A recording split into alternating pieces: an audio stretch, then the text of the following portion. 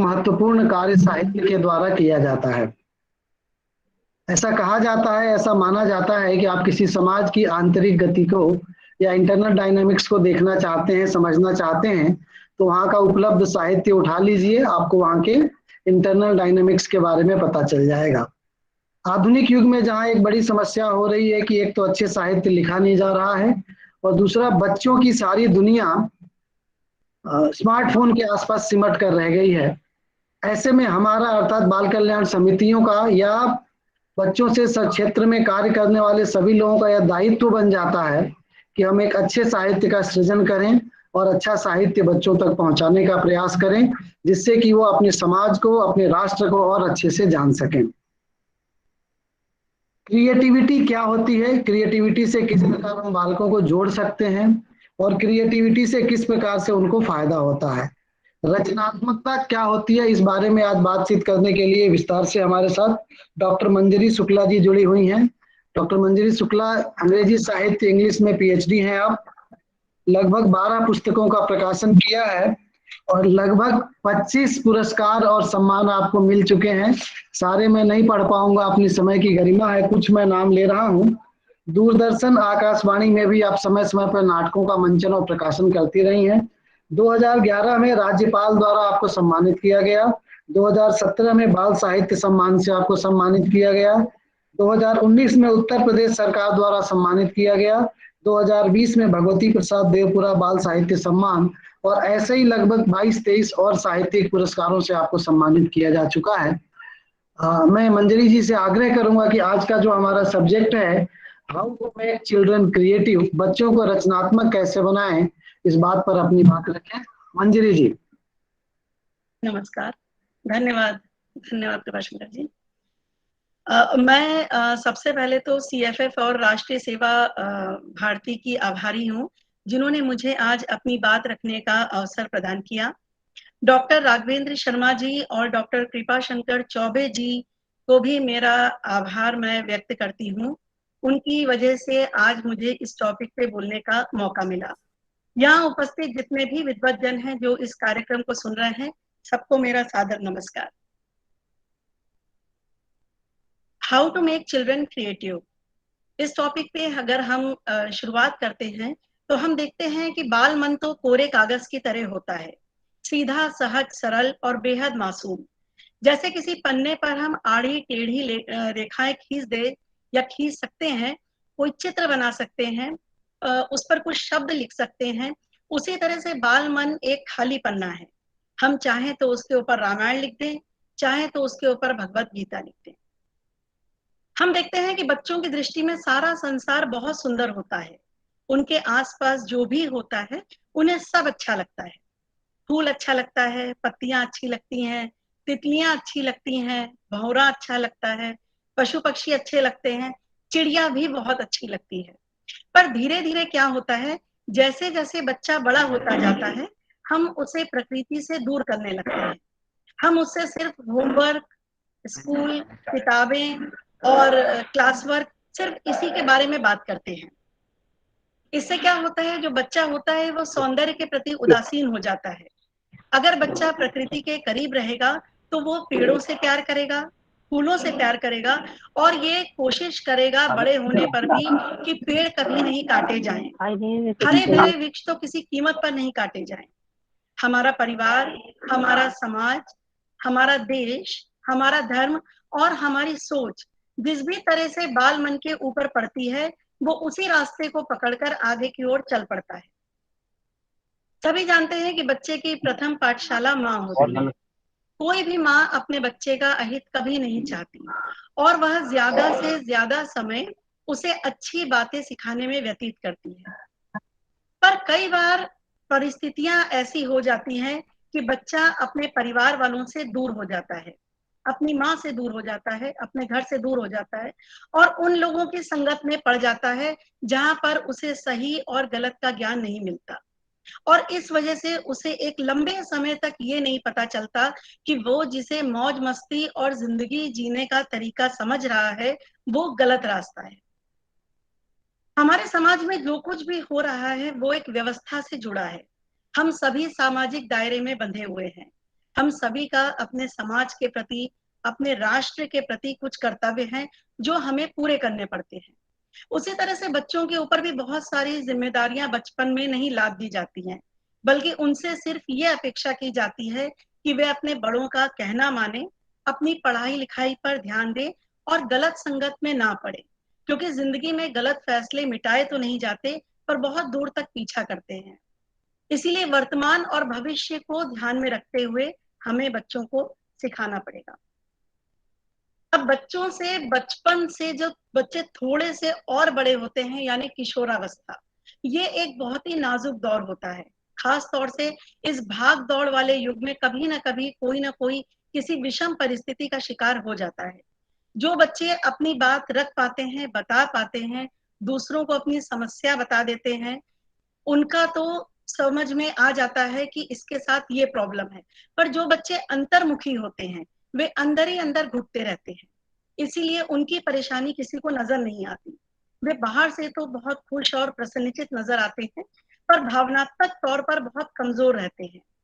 किशोरावस्था में बच्चे कल्पना लोक में, हम कह सकते हैं, एक तरह से विचरण करते रहते हैं। घर वालों से उनके विचार, उनकी बातें और उनके सपने मिल नहीं पाते।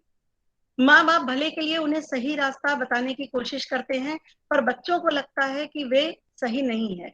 ना सुनना उनसे बर्दाश्त नहीं होता और यहीं से विद्रोह की स्थिति शुरू हो जाती है।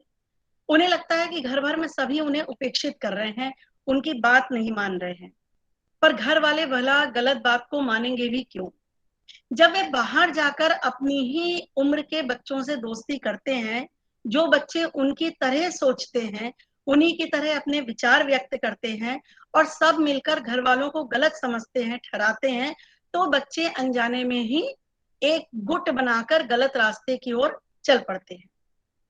कभी कभी किसी एक बात का तनाव ही उन्हें गलत रास्ते पर ले जाने के लिए काफी होता है।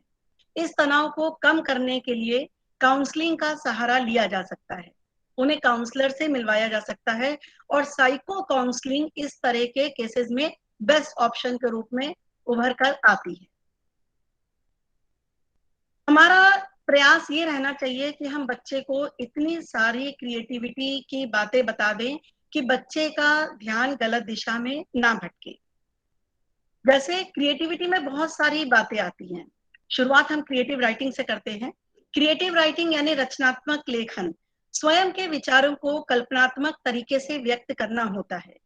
जब भी कोई व्यक्ति किसी रचना का सृजन करता है और उसमें अपने विचारों के साथ साथ कल्पना का भी समावेश करता है, तब जाकर वह रचना पाठक को अपने साथ बांधे रखती है। क्रिएटिव राइटिंग बहुत तरह की होती है, इसका क्षेत्र बहुत व्यापक है, पर हम इसे श्रेणी में रखकर इसे बहुत आसानी से समझ सकते हैं। इस श्रेणी में कहानी, कविता, उपन्यास, पटकथा, लघु कथा, स्क्रिप्ट राइटिंग, गीत और महाकाव्य आते हैं। बच्चों को इस बात को समझना पड़ेगा कि रचनात्मक सृजन उनके अपने मौलिक विचार होते हैं, उनकी कल्पनाशीलता होती है। जैसे अगर किसी बच्चे को टीचर कहता है कि तुम होमवर्क करके लाना या 8 का पहाड़ा 10 बार लिख कर लाना, तो ये रचनात्मक लेखन नहीं होता, क्योंकि इसमें उसकी कल्पनाशीलता और उसके मौलिक विचार नहीं है, बल्कि कहीं से कोई चीज उठाकर कॉपी की जा रही है। तो शैक्षणिक लेखन, तकनीकी लेखन, पाठ्य पुस्तकों और पत्रकारिता को रचनात्मक लेखन नहीं माना जाता है। क्रिएटिव राइटिंग में अगर हम कहानी और कविता की बात करें, तो बच्चों के साथ साथ बड़े भी इन दोनों को सुनना हर उम्र में पसंद करते हैं। बच्चों को क्रिएटिव बनाने में बाल साहित्य का अमूल्य योगदान है।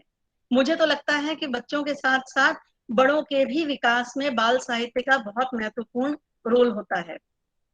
बातों ही बातों में किसी शिक्षाप्रद बात को बताना या किसी पौराणिक घटना का वर्णन करना कहानी के माध्यम से बहुत आसान हो जाता है। कहानियां कई बार चुनौतीपूर्ण हो सकती हैं, मजेदार हो सकती हैं, प्रेरणादायी हो सकती हैं, किसी के जीवन को पूरी तरह से बदलने में कामयाब भी हो सकती हैं। जैसे महात्मा गांधी ने बचपन में राजा हरिश्चंद्र नाटक देखा और उसके बाद उन्होंने ये प्रण कर लिया कि वो जीवन भर सत्य की राह पर चलेंगे। तो एक नाटक ने, एक घटना ने, एक कहानी ने उनके सारी पूरी जिंदगी जो है वो बदल दी। कहानी व्यक्ति को कल्पना लोक की सैर भी करवाती है, जहां पर परियां, जादूगर, बोलने वाले पशु पक्षी ऊंचे आसमान में उड़ने वाले ड्रैगन सब हो सकते हैं। तो बच्चा वहां से मूक जानवरों को समझना शुरू करता है, उनके प्रति दया का भाव रखता है, संवेदना रखता है। जाने अनजाने उसे ये पता चलने लगता है कि जानवर भले ही बोल नहीं सकते हैं, पर उन्हें भी हमारी तरह भूख लगती है, प्यास लगती है, यहाँ तक कि बीमार पड़ने पर उन्हें भी हमारी तरह दवाई की जरूरत होती है। जिन लोगों ने बाल साहित्य रचा, वे बच्चों के माता पिता और बहन भाई बन गए। इसका सबसे बड़ा उदाहरण मैं आपको गीजू भाई बधेका का देना चाहूंगी, जिन्हें सब प्यार से मोछाई माँ यानी मूछों वाली माँ भी कहते थे। गीजू भाई गुजराती भाषा के लेखक और महान शिक्षा शास्त्री थे। छोटे बच्चों की शिक्षा को नई दिशा देने में इन्होंने लगभग अपना पूरा जीवन समर्पित कर दिया। इसी तरह से प्रेमचंद जी की बाल कहानियां हर उम्र का व्यक्ति बड़े ही चाव से पढ़ता है। प्रेमचंद जी का मानना था कि बच्चे को हमें ऐसा ज्ञान, ऐसी शिक्षा देनी चाहिए कि वो जीवन में अपनी रक्षा भी खुद कर सके। कहानी लिखने के लिए सबसे पहले जरूरी है कि कहानियां पढ़ी जाएं। वे पुस्तकें पढ़ी जाएं जिनमें कहानियां हैं। पंचतंत्र, वेताल पच्चीसी, सिंहासन बत्तीसी, हितोपदेश, भारत की लोक कथाएं, विश्व की लोक कथाएं और भी हजारों ऐसी किताबें हैं जिनमें कहानियां इतनी खूबसूरत ढंग से लिखी गई हैं कि पढ़ने वाला जब पहला वाक्य शुरू करता है तो अंत तक कहानी छोड़ने का उसका मन नहीं करता। अगर हम किसी बच्चे को कह रहे हैं कि वो कहानी लिखे, तो हम उसे कोई कहानी या किस्सा पहले सुना सकते हैं। अगर हमारे पास 20 बच्चे बैठे हैं और हम उन्हें किसी कहानी की शुरुआत देते हैं और उससे कहते हैं कि अब तुम इस कहानी को आगे बढ़ाओ और इसका अंत करो, तो हमें ये देखकर बहुत आश्चर्य होता है। जैसे मुझे कई सेमिनार्स में जब जाने का मौका मिला और हमने ये बच्चों के साथ करवाई ये क्रिएटिविटी, तो उसमें ये देखकर बड़ा आश्चर्य हुआ कि अगर हॉल में 50 बच्चे थे, 100 बच्चे थे, तो सबकी कहानियों का अंत अलग हुआ। सबके क्योंकि विचार अलग थे, सबका परिवेश अलग था और सबके सोचने का ढंग अलग था। तो वो उनकी मौलिकता थी। हम उन्हें कुछ शब्द भी दे सकते हैं, जैसे पेड़, नदी, बंदर, चिड़िया, तितली, फूल। इस तरह से हम कह सकते हैं कि तुम्हें एक ऐसी कहानी लिखनी है जिसमें ये सभी शब्द आ जाएं, इन सभी शब्दों का समावेश हो। और इस तरह से धीरे धीरे बच्चा छोटे छोटे वाक्य लिखकर, छोटी छोटी कहानी लिखकर कहानी लिखना सीख जाएगा। बच्चों की लिखी हुई कहानियों को पत्रिका में प्रकाशित करने के लिए भी भेजा जा सकता है, या फिर अगर ज्यादा मात्रा में बच्चे हैं, ज्यादा संख्या में बच्चे हैं, तो उन कहानियों को टाइप करके उनके प्रिंट आउट निकालकर एक स्पाइरल बाइंडिंग करवा के उन्हें एक पुस्तक के रूप में भी रखा जा सकता है, ताकि वे बच्चे और बच्चों को भी कहानी लेखन और साहित्य के बारे में बताएं। वे आपस में डिस्कशन करेंगे और इससे उनकी सोच सकारात्मक होगी। क्योंकि ये बिल्कुल सही बात है कि जितना अधिक हम पढ़ते हैं, जितनी अधिक से अधिक हम पुस्तकें पढ़ते हैं और उच्च गुणवत्ता वाले लेखन के संपर्क में आते हैं, उससे लिखने की गुणवत्ता अपने आप ही बढ़ती रहती है। शब्दों का ज्ञान होता है, ज्यादा से ज्यादा शब्द सीखने के लिए मिलते हैं। लोगों को परखने की शक्ति भी विकसित होती है, क्योंकि जो लेखक होता है उसके सामने जो भी व्यक्ति होता है वो उसे बहुत गौर से देखता है। कहानियां हमारे आसपास से, हमारे समाज से और हमारे मिलने जुलने वाले लोगों से ही निकल कर आती हैं। हमारी लोक कथाओं में परियां, जादूगर, मत्स्य कन्या, राक्षस, बौने, ये जो सब होते हैं, ये बच्चे की कल्पना को एक ऊंची उड़ान देते हैं। उसकी कल्पनाशीलता विकसित होती है और वह बेहतर साहित्य सृजन करने में सक्षम हो जाता है। अगर किसी बच्चे को लिखने का शौक है तो हम उससे कहें कि वो एक दिन में कम से कम 200 या 300 शब्द अवश्य लिखे। अगर वो कहानी नहीं लिख पा रहा है तो अपनी दिनचर्या लिखे। अगर उसने कोई सपना देखा है तो वो उसे लिखे, क्योंकि हर बार ये होता है, हम सोचते हैं कि अरे ये सपना तो हम याद रखेंगे या ये घटना तो हम याद रखेंगे, पर कुछ ही दिनों बाद हम उसे भूल जाते हैं। पर जिस भी बात को हम अपनी डायरी में रखकर चलते हैं, वो बात हमारे दिमाग से, हमारे जहन से कभी नहीं जाती है, क्योंकि जितनी बार हम कॉपी के, डायरी के पन्ने पलटते हैं, वो याद ताजा हो जाती है। हम बच्चों को बता सकते हैं कि लेखक जो है वो पढ़ने पर बहुत ज्यादा ध्यान देता है और वो शब्दों को सीखने की कोशिश करता है। किसी भी कहानी में बार बार एक ही शब्द की पुनरावृत्ति अच्छी नहीं लगती है। जो पाठक होता है वो बोर होने लगता है। इसी तरह से हर बच्चे को अपने पास एक डायरी और एक पेन रखना चाहिए और बच्चों को सिखाने के लिए जरूरी नहीं है कि हम उन्हें हर बात बोलकर समझाएं या डांट डपट कर समझाएं या क्रोध करके समझाएं। अगर हमें बच्चों को समय का मूल्य बताना है कि लौटा हुआ समय कभी वापस नहीं आता, हम कोई अच्छा अवसर खो देते हैं तो पछताने के अलावा हमारे पास कुछ नहीं रह जाता। इस बात को जब हम सीधा सीधा कहते हैं तो ये बच्चों पर कम असर करता है। पर अगर हम इसी बात को कहानी के माध्यम से बताते हैं तो बच्चा तुरंत समझ जाता है। उदाहरण के तौर पर मैं आपको एक छोटी सी घटना बताती हूँ। एक बार एक बहुत प्रसिद्ध कलाकार ने अपने चित्रों की प्रदर्शनी लगाई।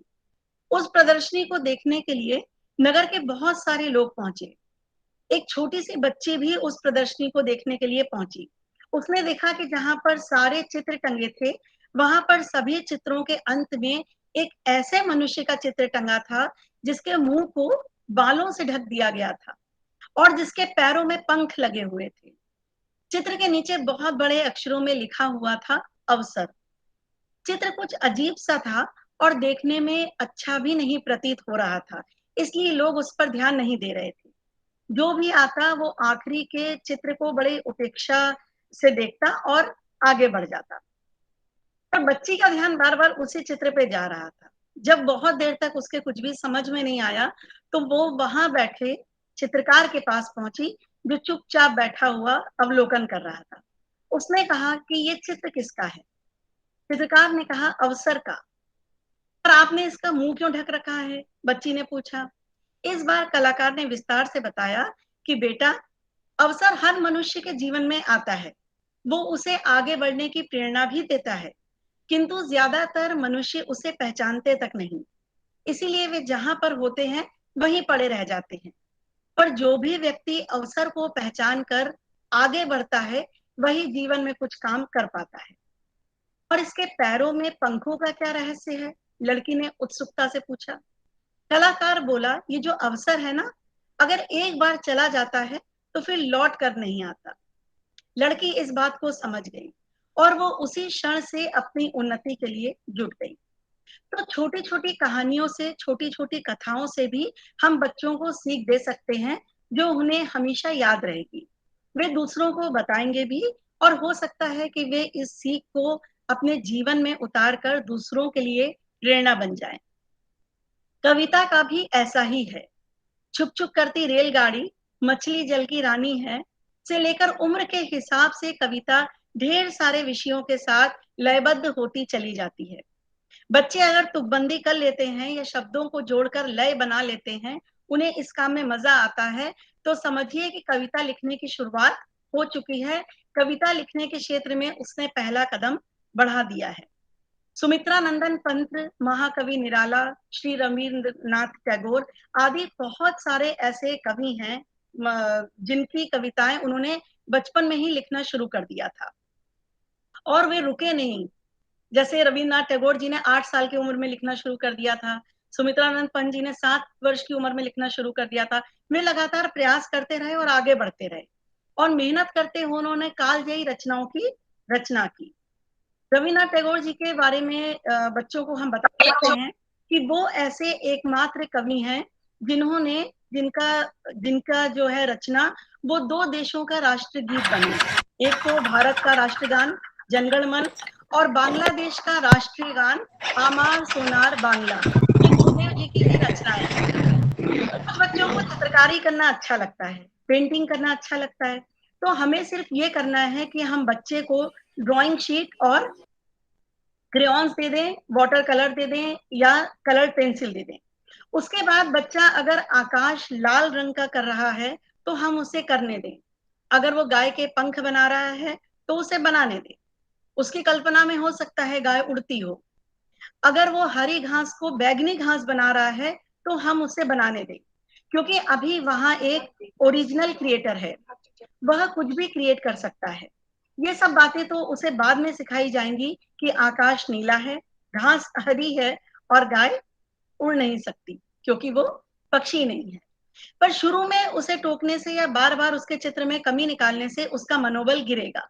वो कोई भी चीज बनाने से पहले 100 बार सोचेगा कि वह सही बना रहा है या नहीं बना रहा है, रंगों का संयोजन वह सही तरह से कर रहा है या नहीं कर रहा है।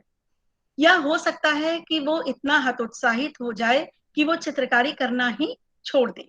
तो हमें किसी भी चित्रकार को पैदा करने से पहले मारना नहीं है। हमें बच्चों को सिर्फ प्रोत्साहन देना है, प्रशंसा देनी है, क्योंकि प्रशंसा हर उम्र में सभी को अच्छी लगती है, बच्चों को तो खास तौर से। धीरे धीरे खुद ही दूसरे चित्रों को देखकर वो सही चित्र बनाना एक दिन सीख ही जाएगा। मैंने ऐसे बहुत सारे बच्चों को देखा है जिन्होंने जब ड्राइंग करना शुरू की तो उनकी ड्राइंग इतनी खराब थी कि समझ में ही नहीं आता था कि उन्होंने मेढक बनाया है या गिरगिट बनाया है।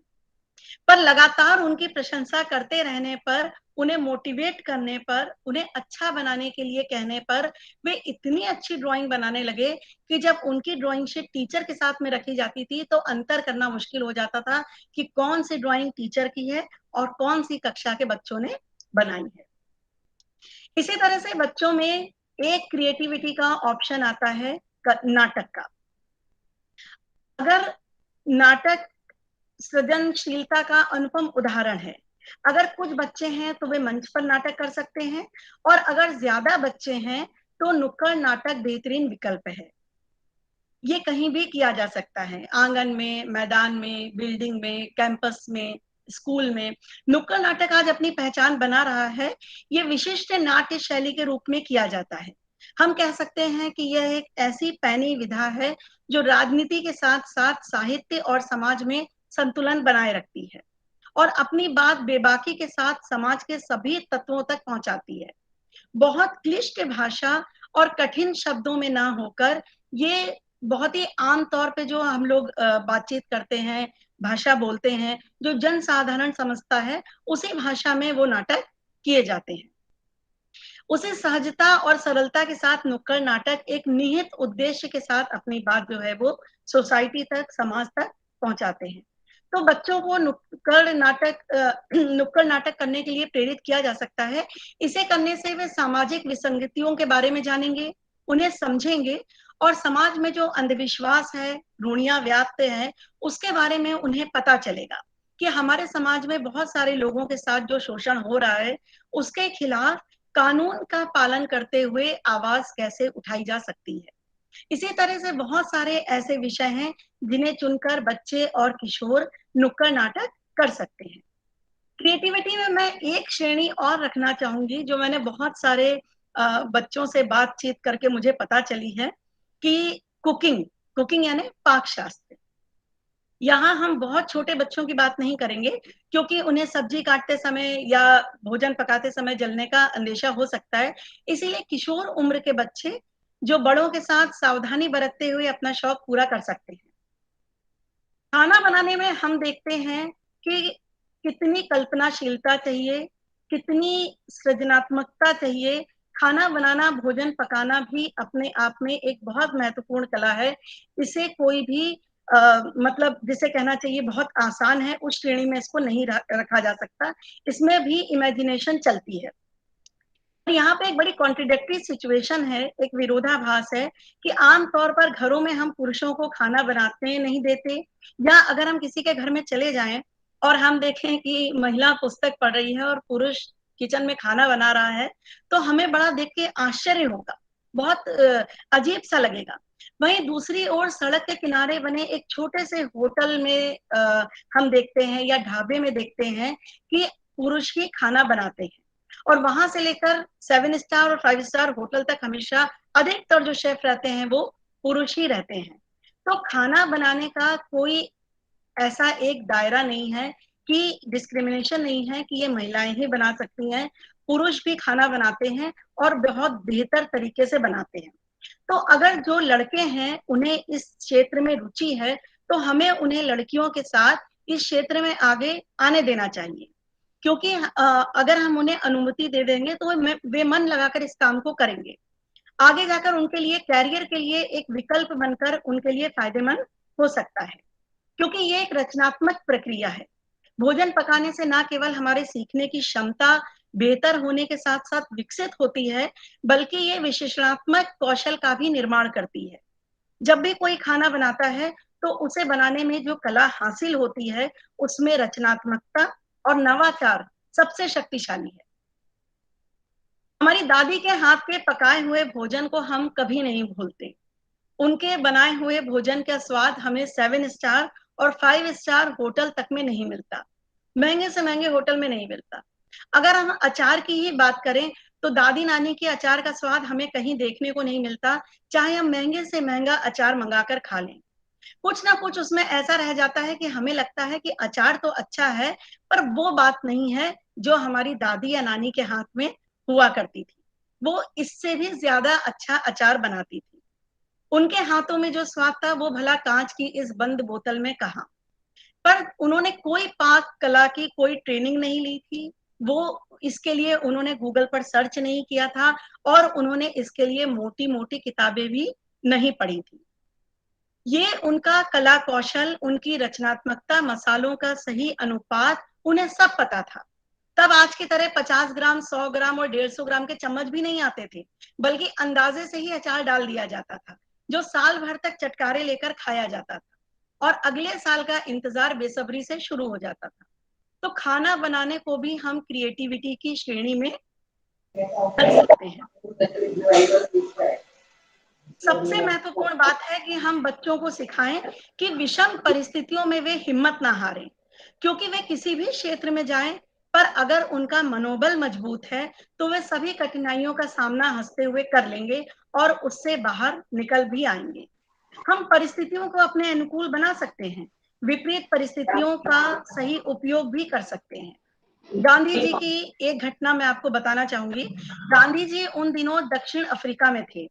अपने आंदोलनों के कारण उन्हें ब्रिटिश सरकार के दमन का शिकार होना पड़ता था।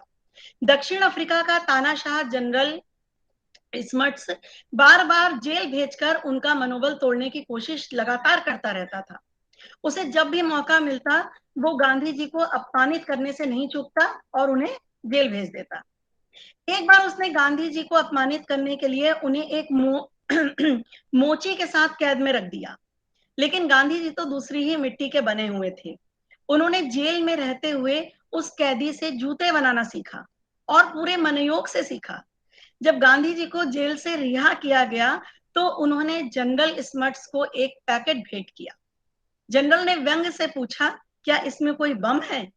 गांधी जी ने विनम्रता से जवाब दिया कि नहीं, ये तो मेरी तरफ से आपको विदाई का उपहार है। जब जनरल स्मट्स ने पैकेट में से सैंडल निकाले तो वो उन्हें देखकर हैरान रह गए।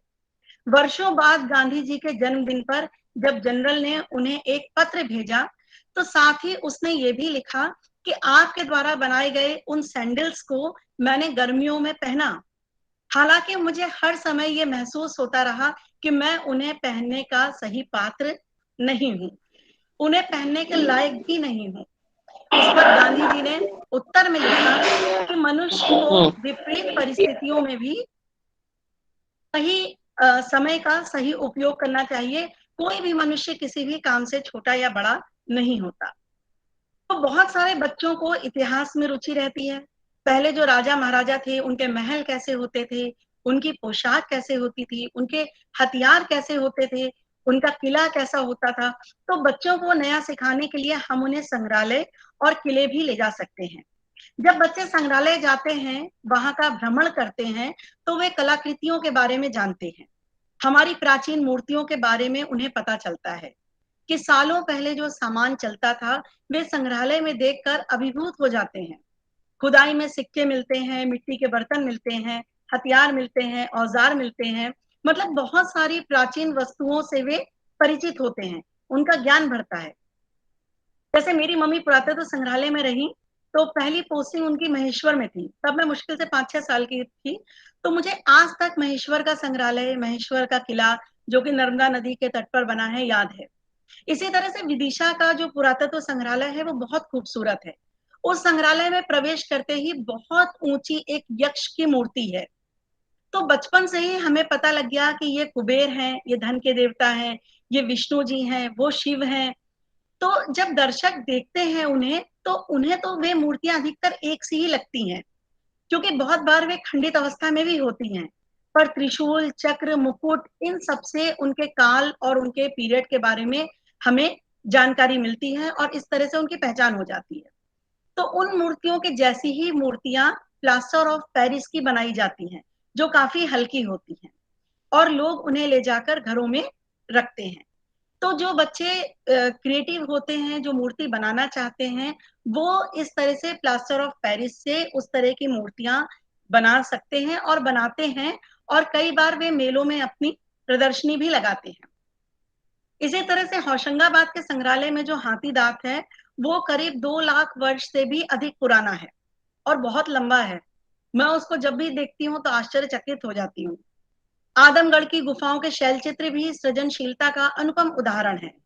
तो जब हम बच्चों के साथ ऐसी जगह पर जाते हैं, या बच्चे खुद जाते हैं, तो उन्हें हमारी संस्कृति के बारे में, हमारे देश के बारे में बहुत कुछ जानने का मौका मिलता है, और इस तरह से उनकी कला की समझ विकसित होती है। इसके अलावा काष्ठ कला, शिल्प कला, मिट्टी का काम, सिलाई कढ़ाई, चित्रकला, हस्तकला, बुनाई, खिलौना बनाना, कठपुतली बनाना, ये सब सृजनशीलता के अनुपम उदाहरण हैं। बच्चों के विषय में मैं एक बात और कहना चाहूंगी कि बचपन बहुत सारी चीजें सीखना चाहता है, बहुत बातें जानना चाहता है।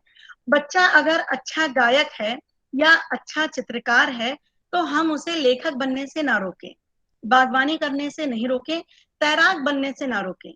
मतलब उसकी इच्छा को हम एक ही परिधि में नहीं बांधे, और बांधा भी नहीं जा सकता है। वो एक साथ कई क्षेत्रों में प्रतिभावान हो सकता है। तो हमारी जिम्मेदारी है कि उसकी इच्छाओं का, उसकी भावनाओं का हम पूरी तरह से सम्मान करें और उसे आगे बढ़ने में सहयोग करें। इसका एक बहुत सुंदर उदाहरण मैं आपको देना चाहती हूँ, बाबा सत्यनारायण मौर्य जी का। वो भारत माता की आरती करते हैं, वो आशु कवि भी हैं, तुरंत कविताएं बनाते हैं, और आपको जानकर आश्चर्य होगा कि उन्होंने अपने जीवन में कोई कविता पहले ना लिखी, ना पढ़ी और ना बोली। वो बिल्कुल साधु बाबा जैसे रहते हैं। वो बहुत अच्छे चित्रकार हैं। देश विदेश में वो ढेर सारे शो कर चुके हैं। वो कविता बनाते जाते हैं, सुनाते जाते हैं, और साथ में चित्र बनाते हैं, मतलब साथ में पेंटिंग भी करते जाते हैं। अगर वो राम जी पर कोई कविता सुना रहे हैं, तो राम जी का पूरा चित्र बना देंगे। भारत माता की वंदना करेंगे, तो भारत माता का चित्र बना देंगे। अगर भगत सिंह की कविता सुनाएंगे, तो भगत सिंह का चित्र साथ ही साथ बना देंगे। हनुमान जी के हनुमान चालीसा जब वो पढ़ते हैं, तो उतनी देर में वो हनुमान जी का इतना खूबसूरत चित्र बनाकर रख देते हैं कि लोग उन्हें देखकर आश्चर्यचकित रह जाते हैं। तो हम देखते हैं कि वह सभी कलाओं में बिल्कुल परफेक्शनिस्ट हैं। बहुत सारी कलाएं एक साथ परफेक्शन के साथ निभा रहे हैं। तो एक व्यक्ति एक समय में बहुत सारी चीजें कर सकता है। वो पेंटिंग भी बना सकता है, वो कविता भी लिख सकता है, वो गा भी सकता है, वो नृत्य में भी दिलचस्पी ले सकता है। हमें सिर्फ इतना करना है, जो भी बच्चे एक साथ कई क्षेत्र में जाना चाहते हैं, या कई उनके अंदर इतनी क्रिएटिविटी है, इतनी रचनात्मकता है, कि वो अगर एक साथ कई क्षेत्रों में जाना चाहते हैं, कई बातें सीखना चाहते हैं, तो हमें ये प्रयास करना चाहिए कि हम उन्हें ज्यादा से ज्यादा अवसर प्रदान करें। बल्कि ये नहीं कहना चाहिए कि नहीं, तुम अगर ड्राइंग अच्छी करते हो तो तुम सिर्फ उसी पर ध्यान दो। क्योंकि बच्चों के बचपन को हम जितनी ऊंचाइयों तक पहुंचाएंगे, वो उतनी ऊंची उड़ान भरेंगे, और उन्हें ऐसा लगेगा कि वे उन्मुक्त गगन में पक्षी की तरह उड़ रहे हैं। धन्यवाद। धन्यवाद अंजलि जी। आपने बहुत स्पष्ट शब्दों में बच्चों के बारे में बात किया, क्रिएटिविटी के बारे में बात किया। नाटक, कहानी, कविता, चित्रकारी, भोजन पकाना, बागवानी, ये सारी चीजें हैं जिनसे हम बच्चों को जोड़ सकते हैं, उनकी क्रिएटिविटी, उनके रचनात्मकता को बढ़ा सकते हैं। जी, आवश्यकता है। साहित्य में तो खास करके पंक्तियां याद आती हैं कि आज जो काम चल रहा है, अगर अगर हम अभी चेते नहीं तो शायद अच्छा साहित्य समाप्त भी हो जाएगा। कि कागज की महक का नशा छूटने को है, ये आखिरी सदी है किताबों से इश्क की। तो आजकल के बच्चे जो है स्मार्टफोन लेकर के घूम रहे हैं, किताब पढ़ना लिखना, साहित्य से उनकी रुचियां लगभग समाप्त होती जा रही हैं। मेरे साथ हमारे सहयोगी डॉक्टर के दीक्षित जुड़े हुए हैं। डॉक्टर साहब, मैं आपसे आग्रह करूंगा कि आज की हमारी मुख्य वक्ता का धन्यवाद, आभार प्रकट करें। उसके बाद हम प्रश्न उत्तर के लिए सत्र को ओपन करेंगे। डॉक्टर दीक्षित। जी, डॉक्टर साहब, master of ceremony doctor Kripashankar Chaube ji, सचिव CCF इंडिया। आज के इस 64वें वेबिनार में, डॉक्टर साहब मेरी आवाज़ आ रही है आपके? जी जी आ रही है सर, आ रही है। हाँ, आज के इस 64वें वेबिनार में जो सेवा भारती और CCF इंडिया के द्वारा आयोजित किया जा रहा है, जिसमें हमारे 20 राज्यों से सभी सम्माननीय सदस्य भाग ले रहे हैं, अपना अमूल्य समय दे रहे हैं, उन सभी का मैं हृदय से आभार ज्ञापित करता हूं। और इस आभार ज्ञापन करने से पूर्व मैं CCF इंडिया के फाउंडेशन के चेयरपर्सन आदरणीय डॉक्टर राघवेंद्र शर्मा जी का, और साथ में ही आदरणीय सचिव कृपाशंकर शर्मा जी का भी मैं आभार व्यक्त करता हूं। मैं आभार व्यक्त करता हूं आदरणीय अजय खमरिया जी का, जो हमारे मीडिया प्रभारी हैं, और जो जब हमसे जुड़ते हैं तो हमें फिर विभिन्न राज्यों में प्रेस नोट भेजने में बहुत आसानी हो जाती है, और समाचार पत्रों में हमें आसानी से कवरेज मिल जाती है, तो मैं उनका भी आभार व्यक्त करता हूं। और जो मुख्य आभार है उस पर मैं आता हूं कि हमारे बीच में एक आदरणीय डॉक्टर मंजरी शुक्ला जी, जिन्होंने PhD तो इंग्लिश में की है। हम सभी उनके वाणी को सुनकर, उनका उद्बोधन सुनकर बहुत अभिभूत हैं कि उनका हिंदी पर वो जो कमांड है, मैं कल्पना कर सकता हूं, मेरा बालमन अब कल्पना में आ गया है कि उनकी कितनी अच्छी कमांड अंग्रेजी में होगी जब उन्होंने उस विषय में PhD की है। आदरणीय डॉक्टर मंजरी शुक्ला जी, CCF इंडिया आपका बहुत आभारी है। जिस विधा से आपने अपनी बात को रखा है, हम उससे समझ सकते हैं कि आपने इस सब को जिया है, आपने इसको चरितार्थ किया है। आपने जो उदाहरण हमारे समक्ष रखे हैं वो क्रिएटिविटी के, रचनात्मकता के एक अनमोल उदाहरण है, और मैं उसमें आपकी माताजी की भी झलक देख रहा हूं। तो CCF इंडिया की तरफ से आपके माताजी का भी मैं आभार ज्ञापित करता हूं। आपने बहुत खूबसूरती से बताया कि बच्चों की क्रिएटिविटी कैसे शुरू हो जाती है, चाहे वो कविता के माध्यम से हो सकती है, वो तुकबंदी से भी हो सकती है, वो कहानी के माध्यम से भी हो सकती है, उनके लेखन या चित्रकला से भी हो सकती है। और उसमें आपने बहुत ही अच्छा उदाहरण दिया कि अगर वो घास का रंग अगर नीला भी करना चाहें तो करने दीजिएगा, और अगर आसमान को वो पीला करना चाहें तो उसको भी करने दीजिएगा, क्योंकि आपकी बातों ने इतना प्रभाव किया है कि हम सभी के मन में वो सब चीजें अभी प्रस्तुत होने लगी हैं जो हमने अपने बचपन में कभी कुछ अनुभव किया और कभी कुछ अनुभव नहीं किया। आपके एक एक शब्द बहुत ही प्रभावशाली है, और उन शब्दों में कोई भी व्यक्ति इतनी कल्पना कर सकता है जिस तरह से आपने प्रस्तुति की है। तो मैं CCF की तरफ से आपका हृदय से आभार ज्ञापित करता हूं, और आशा करता हूं कि भविष्य में भी आप CCF के लिए अपना अमूल्य समय का योगदान जब CCF को आवश्यकता होगी, इस कामना के साथ IT सेल का भी आभार ज्ञापित, जिससे हमारी ये बातें CCF इंडिया के IT सेल के माध्यम से ये हमारे YouTube पर पहुंच सकेगा। और जो बाद में जो श्रोता जो हमसे आज नहीं जुड़ पाए हैं, जो हमारे सम्मानीय सदस्य हैं, या वो सभी दुनिया भर के सदस्य जो इसको देखना चाहते हैं और इससे मार्गदर्शन लेना चाहते हैं, उनके भी काम आएगा। तो मैं आपका और अभी सभी साथियों का हृदय से आभार ज्ञापित करता हूं। जाने अनजाने में अगर वो कोई व्यक्ति का नाम रह गया हो तो मैं उनका भी आभार ज्ञापित करता हूं। धन्यवाद। धन्यवाद डॉक्टर साहब। अब ये सत्र ओपन है, अगर किसी को कोई प्रश्न पूछना है तो हैंड रेज का बटन दबा के पूछ सकते हैं। मंजरी जी से हम अपने प्रश्न लेते रहेंगे। इस विषय से संबंधित कोई भी प्रश्न हो किसी का। इंदु जी ने अपना हैंड रेज किया, इंदु जी अपना वीडियो ऑन कर लें और अपनी बात रखें। इंदु वैद्य जी, जी जी वो कहें अपनी बात। नमस्ते कृपा सर, नमस्ते मंजरी मैम। मैम नमस्ते आज का जो यस मैम आज का जो टॉपिक था हमारा क्रिएटिविटी पे, तो मैम मैं जानना चाहूंगी कि मैम जो कोविड के समय में जो बच्चे घर पे पढ़ाई कर रहे हैं ऑनलाइन, और वो सिर्फ उनकी दुनिया में सिर्फ मोबाइल तक ही सिमट के रह गई है इस टाइम पे, मैम हम उनके लिए किस टाइप से प्रोत्साहित कर सकते हैं आगे चल के जी जी कि हम उनको बड़ा कला अच्छा। के प्रति शायद जी हम किस टाइप से बच्चों को उसके प्रति रुचि ला सकते हैं अपन मन में, जी तो मैं जी। जानना चाहूंगी आपसे इसमें। बड़ा अच्छा प्रश्न है आपका इंदु जी।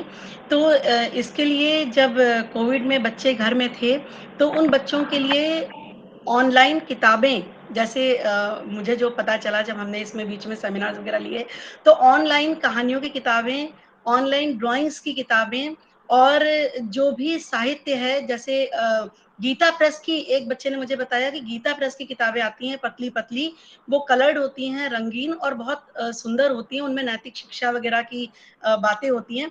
तो और लॉकडाउन जिन बच्चों ने अपनी सृजनात्मकता का सहारा लिया, वो कहानी लिखना सीख गए, कहानी पढ़ना सीख गए और अपने क्लासेस में ऑनलाइन क्लासेस में ही उन्होंने कहानियाँ बोलकर बताई। जो किताबें उनके पास रखी हुई थी, जो उन्हें उपहार में मिली थी या भेंट स्वरूप मिली थी, जिनको वो नहीं पढ़ पाए थे, उन्होंने उनको भी पढ़ा। घर में जिनके घरों में दादी-नानियाँ थीं, उनके साथ जब उन्हें समय बिताने का मौका मिला, तो उन्हें हमारी पौराणिक कथाओं के बारे में जानने का भी अवसर प्राप्त हुआ। तो जिन बच्चों ने अपनी क्रिएटिविटी को बनाए रखा और मेरी बेटी का मैं आपको उदाहरण देती हूँ, वो बिट्स पिलानी में है, तो उसको वहाँ पर बिल्कुल समय नहीं मिलता था, एक क्लास से दूसरी क्लास लगातार।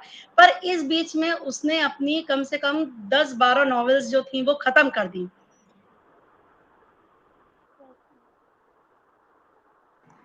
आपकी आवाज नहीं आ रही जी।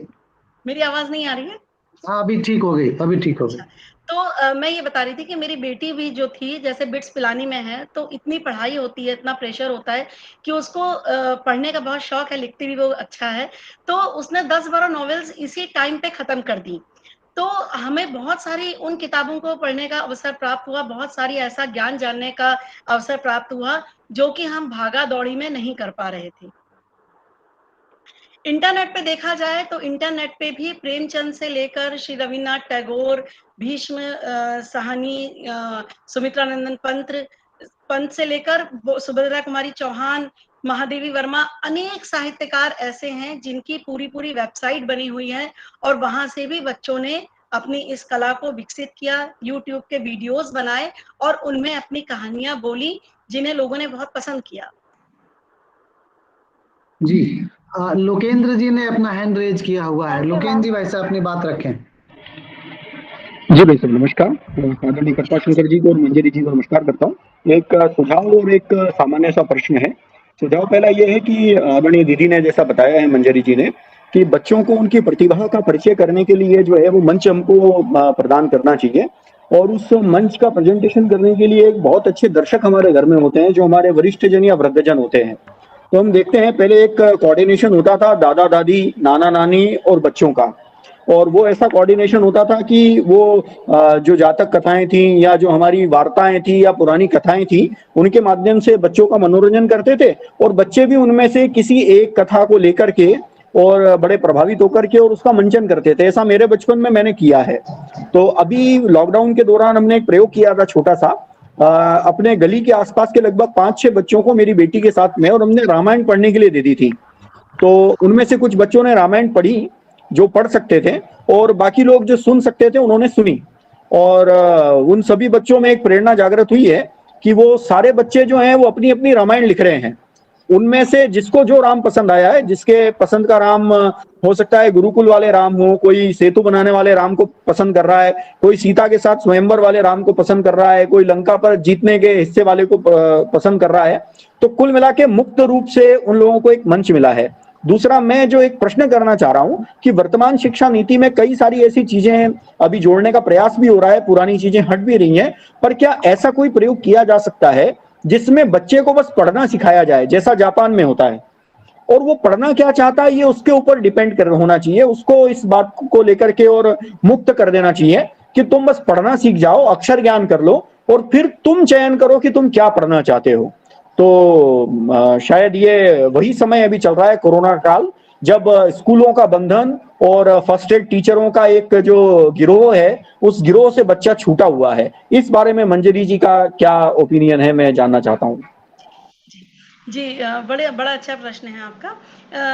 जो हमारी न्यू एजुकेशन पॉलिसी आई है, नई शिक्षा प्रणाली, वो 34 वर्षों के बाद आई है। और मैंने जब उसको पढ़ा तो मुझे ये देखकर बहुत अच्छा लगा कि उसमें जैसे पहले होता था कि सिर्फ पढ़ाई पढ़ाई है, उसमें ऐसा नहीं है। उसमें बहुत सारे बदलाव किए गए हैं। सबसे अच्छा बदलाव उसमें जो मुझे लगा वो ये कि उसमें बच्चे को बागवानी भी सिखाई जाएगी, बच्चे को फर्स्ट एड भी सिखाया जाएगा।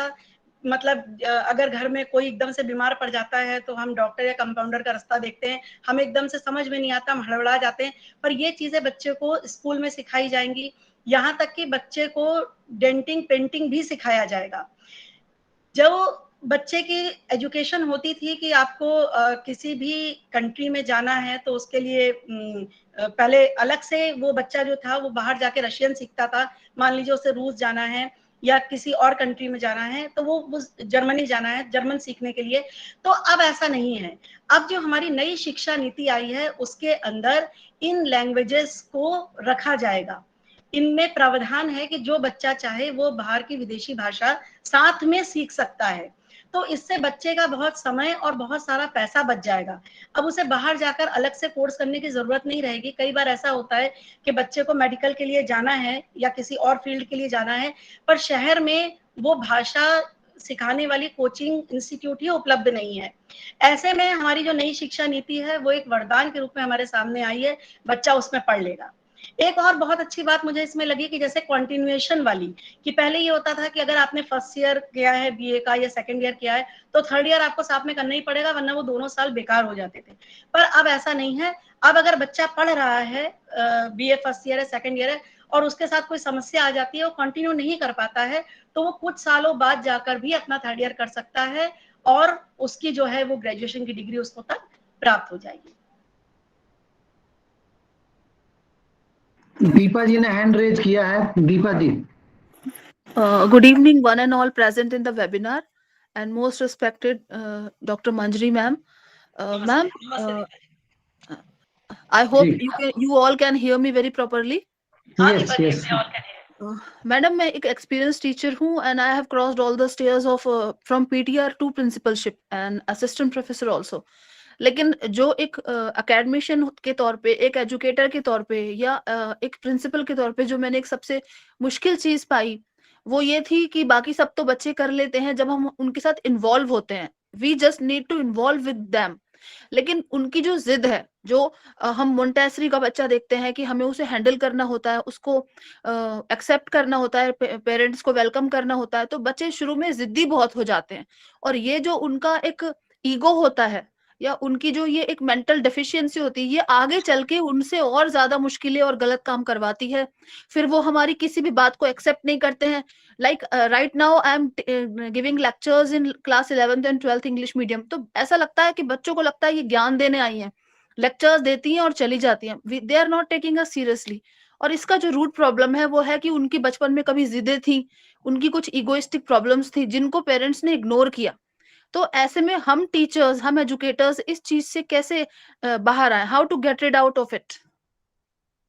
जी, दीपा जी, एक्चुअली ऐसा होता है, पहले जब हमारे यहाँ संयुक्त परिवार थे तो मैं इसको बहुत ही खुले शब्दों में कहूंगी तो हम लोगों को बुआ भी एक चांटा लगा के चल देती थी और ताऊ जी भी लगा के चल देते थे। और जब हम आकर अपने घर में शिकायत करते थे तो हमें ही डांटा जाता था कि तुमने ही कुछ किया होगा। पर हमने बच्चों को ऐसा बना दिया है, चांटा तो बहुत दूर की बात है, आप बच्चे किसी पड़ोसी के बच्चे को आप कुछ कह कर देखिए, वो जाकर दौड़ेगा सीधा अपने पेरेंट्स के पास, और उसके पेरेंट्स की यहाँ से ये गलती आती है कि वो घर आके पूछने आ जाते हैं कि वो लड़ने आ जाते हैं। हाँ, वो लड़ने आ जाते हैं, आपने क्यों डांटा। यहाँ से बच्चे का जो है वो अंदर से वो स्ट्रॉन्ग, उसको वो पॉजिटिव हो गया कि अब मैं कहीं कुछ भी करूंगा तो कोई डांटेगा नहीं। एक घर तो उसने बंद कर दिया जो बिल्कुल पास का था, जो उसको देख सकता था। तो बच्चे इतना पैम्पर्ड हो गए हैं कि दूसरे बच्चे कुछ नहीं कह सकते। हमारे जब दादी नानी तो घर का हिस्सा थी, आज जब मैं देखती हूँ वो लोगों के घर में आते हैं तो लोग ये कह के मिलाते हैं कि हमारे घर मेहमान आए हैं। हाँ जी। तो मुझे बहुत आश्चर्य लगता है कि बताइए ये कहाँ से मेहमान हो गए। अगर ये मेहमान हो गए तब तो बाकी सारे रिश्तों की परिभाषा ही बदल दी जाएगी। तो जब दादी अपने पोते को नहीं डांट सकती हैं और नानी अपने नातिन को नहीं डांट सकती हैं, तो वहां पर बाहर बच्चा टीचर्स की बात को कैसे बर्दाश्त करेगा? ये हमें उनके पेरेंट्स को काउंसलिंग की जरूरत है, मुझे तो ऐसा लगता है। उनके पेरेंट्स को हमें ये बताना चाहिए कि भाई आप इसकी सही गलत हर बात मत मानिए। असल में दीपा जी, अब हर घर में एक एक दो दो बच्चे रह गए हैं, तो वो ज्यादा पैम्पर्ड रह गए हैं, माँ बाप समय नहीं दे पाते। जब वो समय नहीं दे पाते तो वो धन देते हैं, टॉयज देते हैं, सामान देते हैं, कि कहीं ना कहीं से वो अपने गिल्ट को कम करते हैं कि मैं समय नहीं दे पा रहा हूँ तो मैं ये मटेरियलिस्टिक वस्तुएं दे दूं। फिर बच्चा जो है वो उसी तरह से, अभी हमारे एक जानने वाले हैं, उनके जब उनका एक घर छोटा था तो सब में बहुत प्यार था। वो बच्चे 24 घंटे उन्हें दोनों कमरों में कूदते फांदते रहते थे, 24 घंटे आंखों के सामने रहते थे। पर क्या हुआ कि जब घर बहुत बड़ा हो गया तो बच्चे अपने वीडियो गेम, अपने लैपटॉप में इतने व्यस्त हैं कि वो अपनी पेरेंट्स के कमरे में 2-2 दिन नहीं जाते हैं, नहीं जाते 2-2 दिन नहीं जाते, वो वहीं से ऑनलाइन स्टडीज चल रही है, खाना पहुंचा दे रहे। तो इसके लिए हमें एक बार फिर से नए सिरे से, जो हमारे यहाँ संयुक्त परिवार का कॉन्सेप्ट था, जो हमें बच्चों को रिस्पेक्ट करना जो सिखाना है, चाहे हम उनको डांट के सिखाएं, प्यार से समझाएं, मार के सिखाएं, पर हमें बताना पड़ेगा कि अगर कोई बड़ा बुजुर्ग तुम्हें कुछ कह रहा है तो तुम्हें उसकी बात माननी ही पड़ेगी। आपको दीपा जी मैं एक उदाहरण दूं कि बचपन में मैं जब साइकिल चला रही थी, पहले हमारे पास साइकिल भी नहीं होती थी, हम छोटे थे तो दूसरे की मांग के चलाते थे हम लोग, कि जब तक हमारी नहीं आई थी। तो उसने अपनी साइकिल पर राउंड लगवाने के लिए शर्त रखी कि हमारे पीछे पीछे दौड़ो। तो जब हम उसके पीछे पीछे दौड़े तो उसकी साइकिल गिर गई, हमारे ऊपर गिर गई, और हम अपने घर में शिकायत करने गए तो हमें साइकिल दूसरे दिन खरीद दी गई, पर डांट इस बात के लिए पड़ी कि तुम्हारे ऊपर अगर वो साइकिल गिर गई तो तुम्हारी गलती थी, तुम पीछे क्यों दौड़ रही थी। जी। तो अगर हमें हमारी गलतियों को बताया जाएगा कि हम गलत हैं, तो हम जिद्दी और एरोगेंट हो ही नहीं पाएंगे। जी, नारायण बहेती जी ने हैंड रेज किया हुआ है, अपनी बात रखें नारायण जी। थैंक यू दीपा जी। नारायण जी अपनी बात रखें। हाँ सर जी, नमस्कार सभी को। मेरा निवेदन सीसीएफ के माध्यम से था कि सर खंडवा जंक्शन होने की वजह से यहाँ पे अधिकांश केस इस टाइप के आ रहे हैं कि जो 14, 15 साल, 16 साल के बच्चे ट्रेनों में जो पाउच गुटखा बेचते हैं, जब उनको हमारे पास पेश किया गया तो उनसे जब जानकारी लेते हैं तो उनमें जो है इसमें गांजा और आयोडेक्स और ये सुलेशन, ये सूंघने की प्रवृत्ति बढ़ रही है सर। और वो साथ साथ में वो खुद तो है, उनके टच में जो भी लोग आ रहे हैं उनको भी जो है वो इस टाइप से जो है सिखा रहे हैं।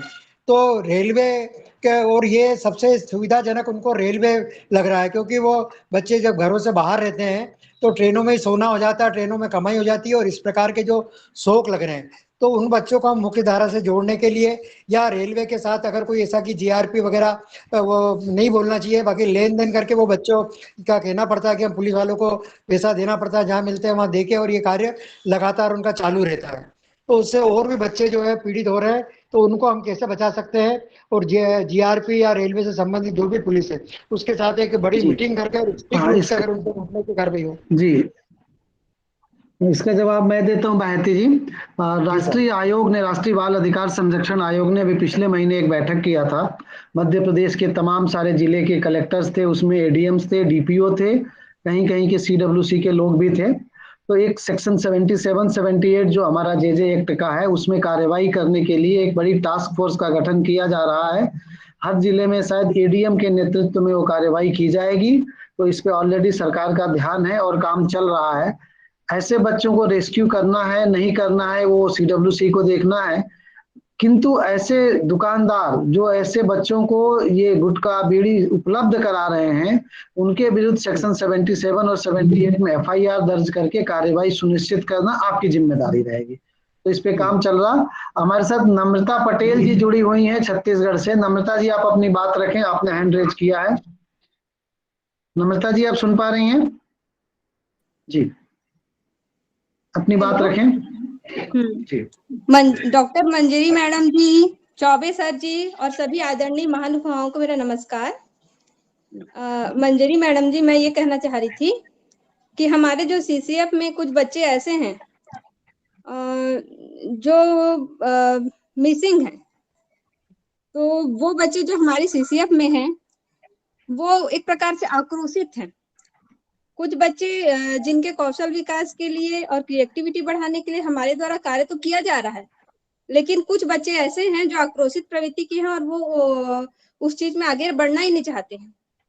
तो मैंने एक सुझाव दिया था अधीक्षक महोदय को कि आप अभी गणेश महोत्सव के समय में एक काम कीजिएगा कि एक कच्ची मिट्टी का लौंदा सभी बच्चों के हाथ में दीजिए, और आप चाहे तो गणेश बनाएं, चाहे तो कुछ भी क्रिएटिविटी जो भी चीज आप उसको रूप देना चाहते हैं वो दीजिए।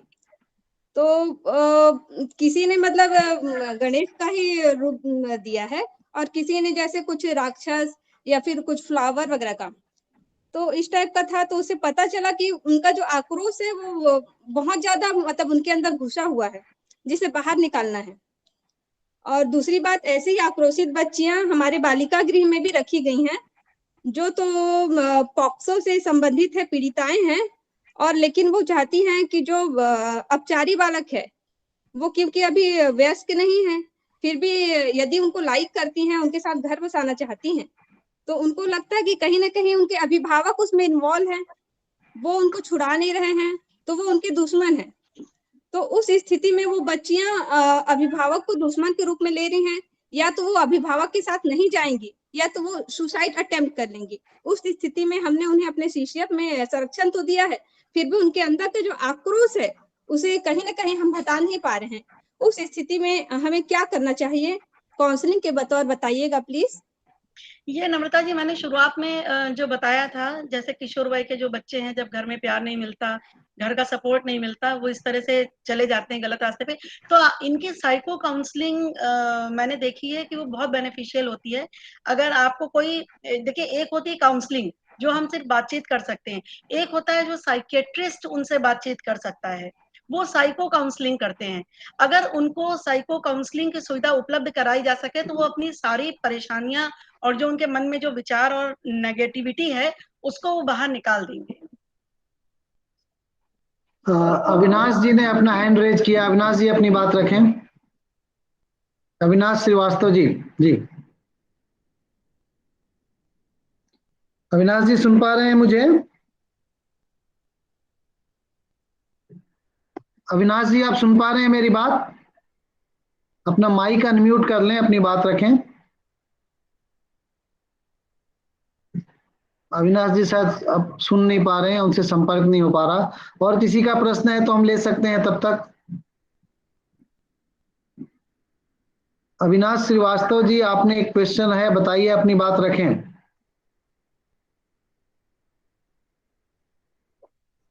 चलिए अविनाश जी से और किसी कोई बात? जी सुनीता जी ने कुछ हैंड रेज किया। सुनीता आर्य अपनी बात रखें।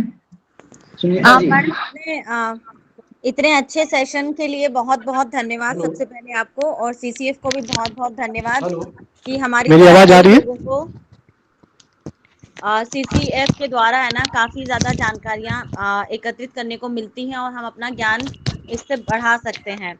मैडम, मेरा प्रश्न आपसे ये था कि 5 वर्ष से लेके 8 वर्ष तक की उम्र के जो बच्चे होते हैं, अमूमन वो हर चीज में अपना इंटरेस्ट शो करते हैं, लाइक खाना बनाने में भी, और जो है ड्राइंग में, डांस में, सिंगिंग में। तो इतना ज्यादा चीजों में वो ऑक्यूपाइड हो जाते हैं कि फिर पेरेंट्स उस चीज को कैसे समझें कि इनका जो है मतलब इंटरेस्ट किस सब्जेक्ट में ज्यादा है, ताकि उस पर फोकस करें। क्योंकि हर बार हम हर 8 दिन में उनको नई चीजें लाके नहीं दे सकते हैं, नई कोचिंग्स नहीं लगा सकते। कभी वो बोलते हैं हमको डांस सीखना है, कभी बोलते हैं हमको ड्राइंग पेंटिंग सीखना है, कभी बुक्स पढ़ना है।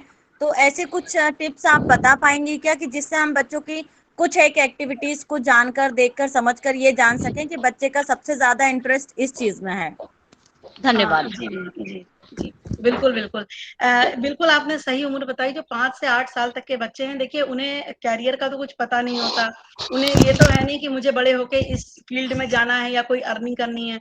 उनका शौक होता है। तो ज्यादातर क्या होता है, वो अपने साथ वाले बच्चों से बड़ा इन्फ्लुएंस हो जाते हैं, उनसे प्रभावित हो जाते हैं। अगर उनका दोस्त है, अगर वो कहता है कि मैंने डांस क्लास ज्वाइन करी है, तो वो भी कहते हैं चल अच्छा तो मैं भी चलता हूँ। ये वाला हाल हो जाता है उनका। तो हमें बच्चे को बहुत क्लोजली ऑब्जर्व करना पड़ेगा कि किस चीज को वो बहुत मतलब पंक्चुअलिटी किस चीज में दिखा रहा है।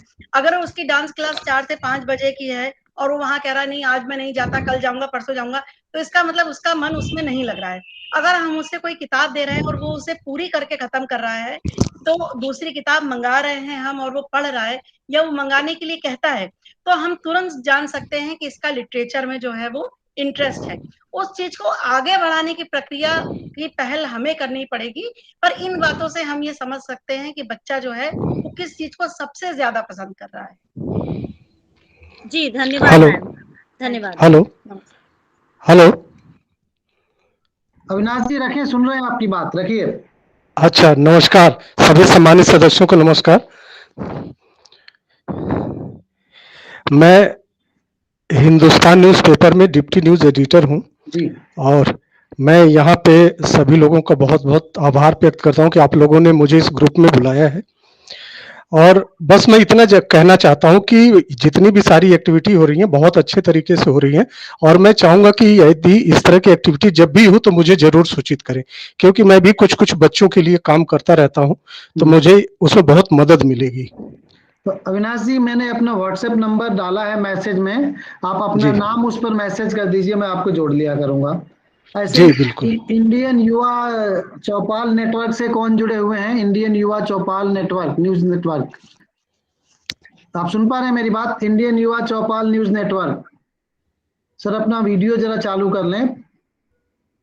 आप भी मुझे एक मैसेज कर दें, आपने कैसे जी, आप भी मुझे एक व्हाट्सएप पे मैसेज कर देंगे तो मैं आपको जोड़ लूंगा। जी जी जी ठीक है, मुझे एक व्हाट्सएप पे मैसेज डाल देंगे, मैं आपको आगे से जोड़ लिया करूँगा। जी, और किसी का कुछ प्रश्न है? हम और किसी के प्रश्न भी, हमारे पास समय है, ले सकते हैं।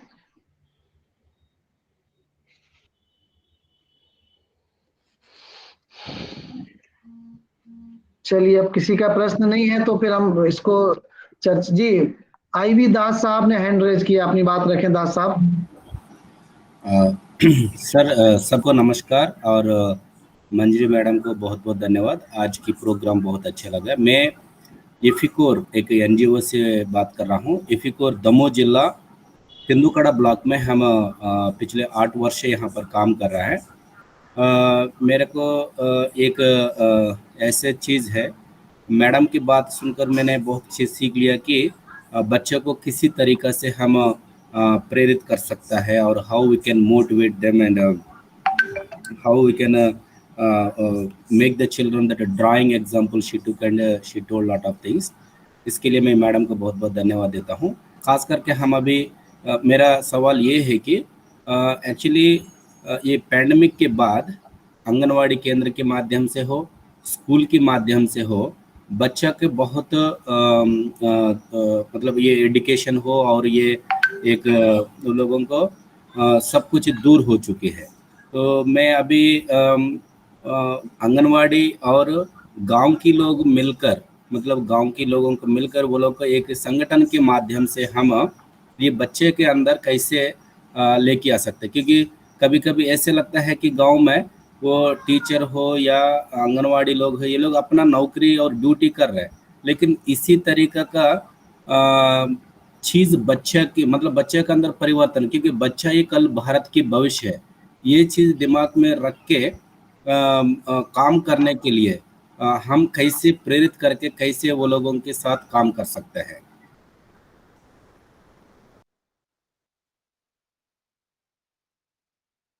जी मंजरी जी, मैं कृपा शंकर जी ठीक से समझ नहीं पाई, आप मतलब बताइए वो मतलब वो क्या ये कहना चाह रहे हैं कि छोटे छोटे बच्चे जो आंगनबाड़ियों के माध्यम से काम कर रहे हैं, कई बार वो आते हैं, कई बार वो नहीं आते हैं, तो उनको कैसे मोटिवेट किया जाए कि वो इस समाज से जोड़ सकें, ऐसा ही कहना था आपका सर, दास साहब?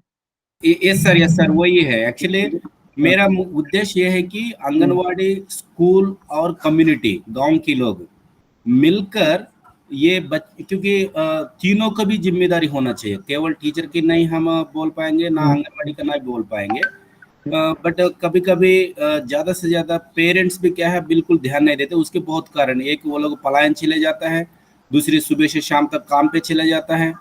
लेकिन ये लोगों का एक टीम बनाकर, नाम के तो है बहुत कमिटी, चाइल्ड प्रोटेक्शन कमिटी है और ये कमिटी है वो कमिटी है, लेकिन वो ज़्यादा से ज़्यादा थोड़ा इसी तरीका है, इम्प्लीमेंटेशन में थोड़ा कमजोरी, मेरा विचार बता रहा हूँ, उसी को हम आगे मजबूत करके आगे लेके जा सकता है, वही मेरा सवाल है मैडम।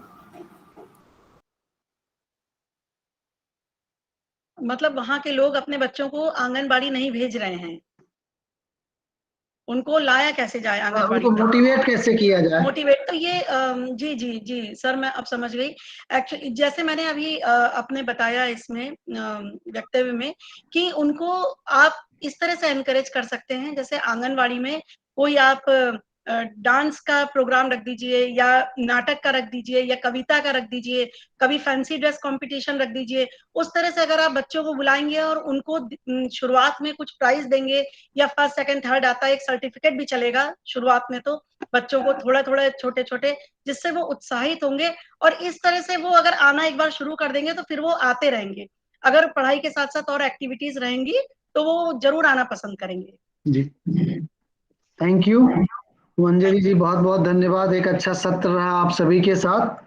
आप सभी को जुड़ने के लिए बहुत बहुत धन्यवाद। अगले सप्ताह फिर बात करेंगे। नमस्ते। नमस्ते। नमस्ते सर। नमस्ते जी, नमस्ते सभी को। आप सभी को नमस्कार। नमस्कार